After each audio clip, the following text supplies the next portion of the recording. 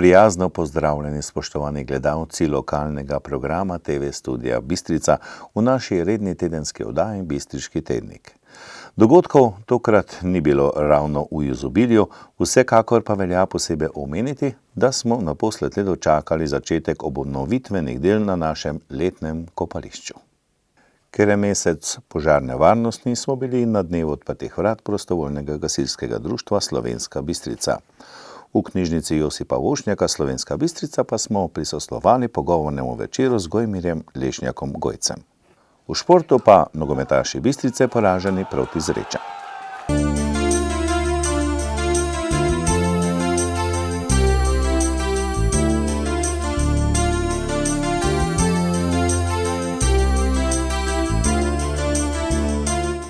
Letošnji mesec požarne varnosti je namenjen preventivnemu osveščanju ljudi na področju požarne varnosti in varstva pred naravnimi in drugimi nesrečami. Pod imenom Za požarno varnost v večstanovanjskih objektih skrbimo vsi, v občini Slovenska Bistrica prostovoljna gasilska društva v gasilskih domovih organizirajo dneve odprtih vrat. Odgovorne osebe v organizacijah in občane pa obveščajo o pomenu preventive na področju požarne varnosti. Prostovoljno gasilsko društvo Slovenska Bistrica, ki je eno izmed 10 najstarejših gasilskih društev v Sloveniji, ustanovljeno je bilo leta 1872, je v petek, 4. oktobra, predstavitev gasilske opreme in vozil popestrilo z zanimivimi prikazi.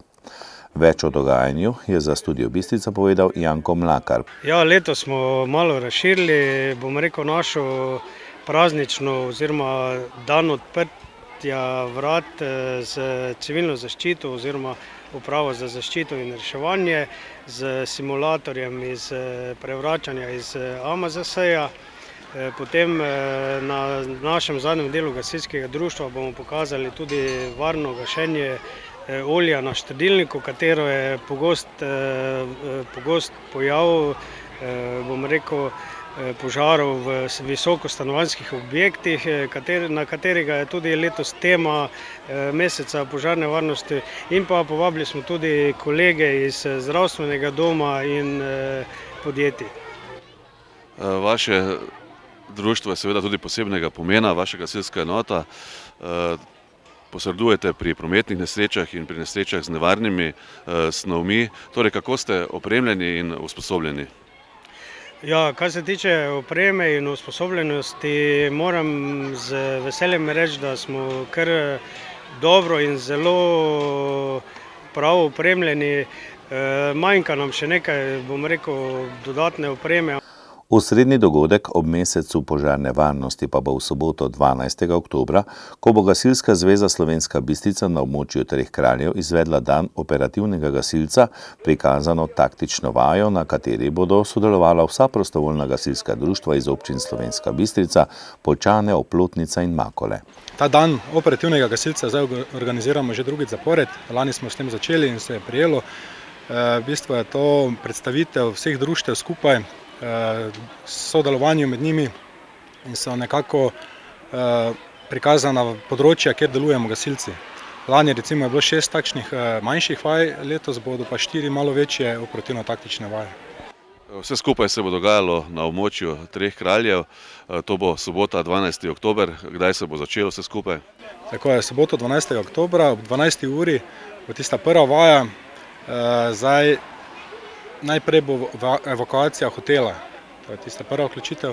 Drugo bo tehnično reševanje z vrtno tehniko, potem bo dekontaminacija večjega števila ljudi in opreme ter vozil, ter nazadnje požar v naravi.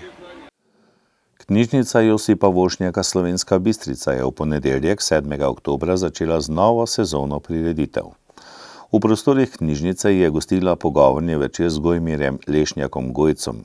Gojmir Lešnjak Gojc je slovenski gledališki in filmski igralec, režiser in glasbenik. Znan je po svojem izrednem družbenem angažmaju in izjemni organizatorski žilici. Z neposrednimi akcijami in izjavami se odziva na kulturne in politične dogodke iz lokalnega, slovenskega ter širšega okolja, predvsem pa z reakcijami nanje pokaže v svojih nastopih.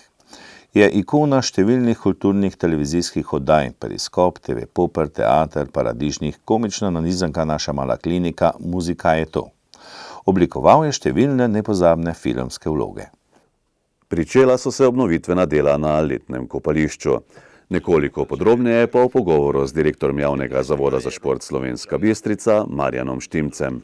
Ravno v teh dneh se pričenja z obnovitvenimi deli na bistriškem letnem kopališču, ampak preden spregovorimo več o tem, mogoče beseda dve o letošnji kopalni sezoni. Ja, lep pozdrav vsem gledalcem KTV-ja. Moram povedati, da je bila letošnja sezona ena od takih, ko bi lahko rekel, srednje dobro. No? Mislim, da smo imeli 32 kopalnih dni. To je relativno dobro, ker so bile tudi sezone že takšne, ko smo imeli samo 17 kopalnih dni celo sezono. Ne? Je pa še druga zadeva, seveda, da je pa obisk, tiskrat, ko je temperature nad 28 stopinj, je abnormalno dober, kak je pa manj, pa so obiski seveda tudi dosti manjši. Moram reči, da stroškovno je pač to zadeva, ki jo zavod mora v vsakem primeru pokrivati, pa občina pokriva, bi rekel, 60-70% stroškov, razliko pa mi, ker vstopnine ne pokrijejo vsega, ne, ampak to je pravzaprav darilo občanom, da imamo tako, kot imamo. No. Kot že rečeno, začelo se je z obnovitvenimi deli. Izvajalec je bil izbran. Začenja se. Povejte nam, kaj pravzaprav vključuje ta projekt obnovitve kopališča. Projekt obnovitve kopališča obsega 3 faze. Prva faza je gradbeni objekti, druga faza je sam bazen in tehnika bazenska, tretja faza, ki pa bo delana verjetno v naslednjem letu, po koncu sezone, je pa odbojka na mivki pa parkirišče. Te prve 2 faze so se začele včeraj in delavci že kar fejst delajo in mislim, da do novega leta bo to se že kar precej videlo, kaj se dela. Ne. Bo kopališče, bo bazen sam bo tekmovalno urejen, bo zgrajen tako, da bo lahko dobil licenco za tekmovanja, sicer za 25-metrski bazen. In tehnika pa bo seveda vsa nova, ker ta, ki je bila zdaj v strojnici naši tu kopališča, je letošnje leto smo čudež delali, da je sploh delalo. No. Vrednost obnovitvenih del gre v nekaj 100 000 evrov. Kakšna je struktura financiranja? Ja, vrednost je tam, mislim, da je okoli 655 000 evrov, nekaj takega je predračun in tudi ponujena cena. Od tega bo 60 000 evrov prispevala Fundacija za šport, ostalo pa občina Slovenska Bistrica. Verjetno lahko pričakujemo pričetek naslednje kopalne sezone, se pravi prihodnjem letu že na obnovljenem kopališču. Ja, zato smo pa začeli letos delati, ker 15. maj je rok dokončanja in mislim, da takrat bo.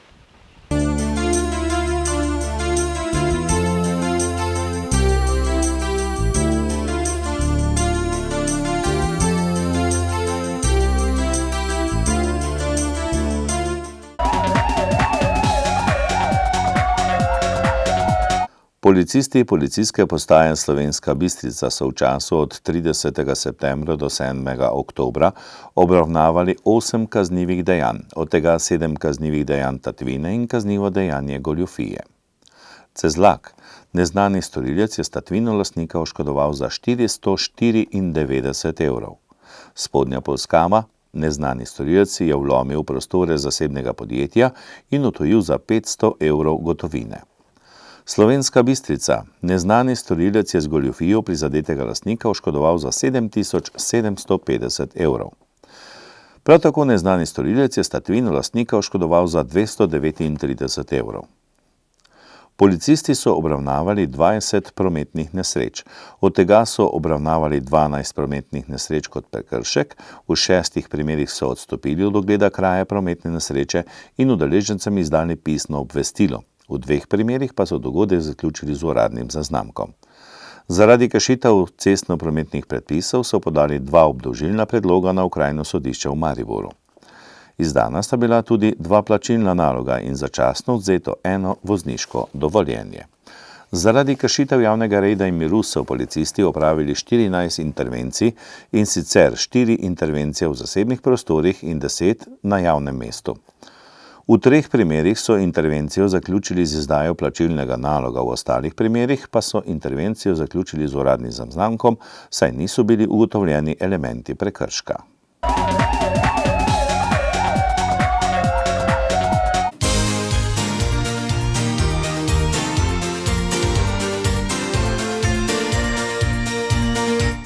Nogometaši Keti Emi Bistrica so v soboto 5. oktobra odigrali tekmo 7. kroga 3. slovenske nogometne lige Vzhod. V športnem parku v Slovenski Bistrici so izgubili proti Zrečam z 1:2. Bistričani so povedli v 18. minuti, ko je v polno zadel Tim Jelenko. Zrečani so oba zadetka dosegli v drugem polčasu. Na 1:1 je v 57. minuti izenačil Aleš Leskovar. Zmagoviti gol pa je v 66. minuti dosegel Aleksander Radić. Nogometaši Bistrice so sedaj na lestvici na 7. mestu, za vodilnim Šmartnom zaostajajo za 5 točk. Za oceno srečanja proti Zrečam smo povprašali Simona Dvoršaka, trenerja nogometnega kluba Keti Emi Bistrica. Pa današnja tekma je spet pokazala neke stvari, ki se nam očitno ponavljajo, in premala konkretnost v zadnji tretjini, v zadnji fazi igre, se pravi v 16 metrov od nasprotnika. Absolutno nismo dovolj konkretni, premalo odločni, in posledica tega je, da zelo težko dosegamo gole. Precej ste se na koncu tudi razburili zaradi sodniških odločitev. Ja, to je posledica vsega, pač smo v afektu, pač vsak vidi s svojimi očmi. Vem, jaz sem videl drugače očitno kot sodnik, ampak ni sodnik tu problem. Problem smo mi sami, ker mi smo tisti, ki smo imeli možnost peljati tekmo v smer, katero smo si želeli. Imeli smo možnost tekmo zaključiti, tako se spodobi, ampak očitno še precej manjka. Omenili ste igro, da še precej manjka, da še veliko rezerv. Kako pa ste zadovoljni z dosedanjim izkupičkom, z bero točk? Se pravi, dosedanji izkupiček, glede na to, da smo imeli kar težke nasprotnike, da je ekipa zelo mlada, smo lahko zadovoljni do današnje tekme. Seveda, te 3 točke manjka, ker s temi 3 točkami potem bi imeli en priključek vrhu in bi šli mirno v Šmartno, ki je zelo ambiciozna ekipa, zelo dobra ekipa. Zdaj bo seveda dosti teže in treba se bo pobrati, treba bo zdržati do zime in potem po zimi videti in dejansko zanalizirati zadevo in stvari nekako izpopolniti, izboljšati.